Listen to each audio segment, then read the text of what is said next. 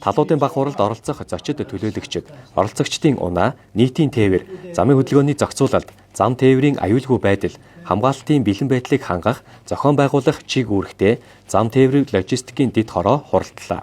Тус хуралдааныг зам тээврийн яамны төрийн нарийн бичгийн дарга насан тогтох удирдан хуралдууллаа.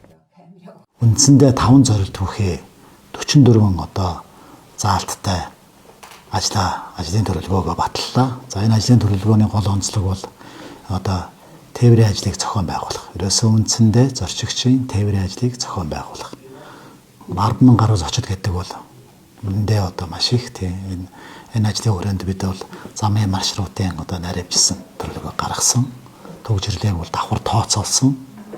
За тэгээ яг тээвэрлэлтийн ажлын хугацаануудыг жишээ нь зочид бодлоос хурлын байр хүртэлх хугацааныг нарийн тооцоолсон. Тийм учраас бол бид ер нь бол энэ 6 сарын хугацаанд гэсэн үг өнөөдөр төлөвлөгөөгөө баталчлаа. Тэгээд энэ 6 сарын хугацаанд эхний 1-2 сард нь бол бэлтгэл ажлыг хангана. Дараагийн 2 сард бол бид нар зохицуултуудаа хийн.